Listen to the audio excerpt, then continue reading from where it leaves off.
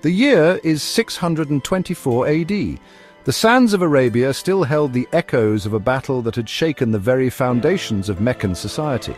The Battle of Badr, a clash between the nascent Muslim community of Medina and the powerful Quraysh tribe of Mecca, had ended in a stunning victory for the Muslims.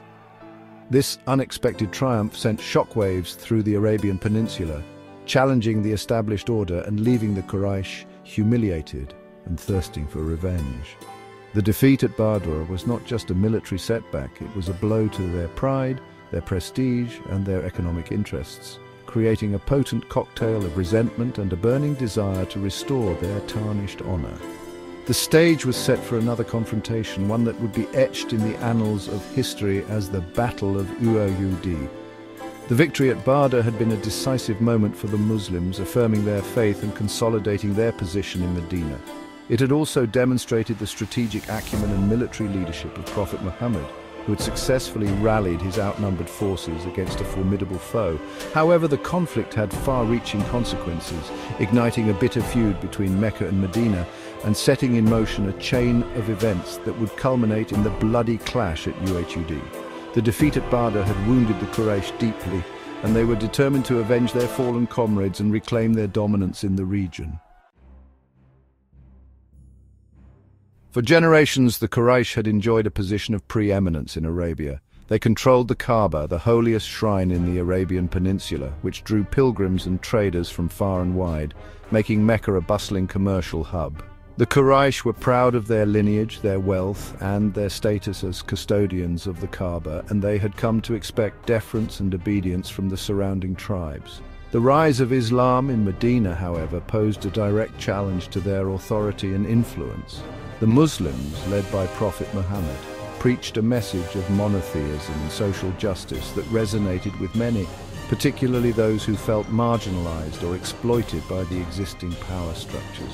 As the Muslim community grew in strength and numbers, the Quraysh perceived them as a threat to their political, economic and religious dominance. The defeat at Badr only served to exacerbate these fears, exposing the vulnerability of the Quraysh and emboldening their adversaries. Mecca, accustomed to dictating the terms of engagement, now found itself on the defensive, forced to confront the reality of a formidable new power on the Arabian stage. The sting of defeat was acutely felt by Abu Sufyan, a prominent Quraysh leader who had lost close family members and allies at Badr. Abu Sufyan was a shrewd businessman and a skilled politician who had risen to prominence through his acumen and connections. The defeat at Badr was a personal humiliation for him, a stain on his honor that demanded retribution. Driven by grief, rage, and a determination to restore his family's standing, Abu Sufyan vowed to avenge the losses at Badr and crush the Muslim threat once and for all. He rallied the Quraysh, appealing to their tribal loyalties, their shared sense of honor, and their economic interests. He reminded them of the slain warriors, the looted caravans, and the growing audacity of the Muslims. He warned that if left unchecked, Muhammad and his followers would continue to challenge their authority and undermine their way of life. Abu Sufyan's impassioned pleas found fertile ground among the Quraysh, many of whom had lost loved ones or suffered financial setbacks as a result of the ongoing conflict with Medina. Adding fuel to the fire were certain Jewish factions within Medina who viewed the growing Muslim presence with suspicion and apprehension. These groups, some of whom had initially welcomed Muhammad and his followers to Medina, had grown increasingly uneasy about the Prophet's growing influence and his message of monotheism, which challenged their own religious beliefs and social standing.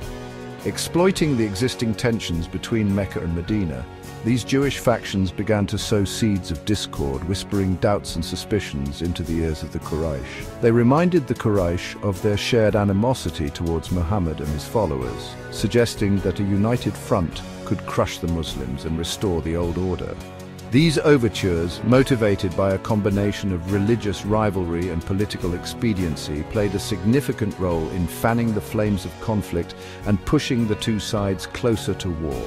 The Jews saw in the Quraysh a powerful ally who could help them contain the growing influence of Islam, while the Quraysh saw in the Jews a valuable source of intelligence and a potential fifth column within Medina itself.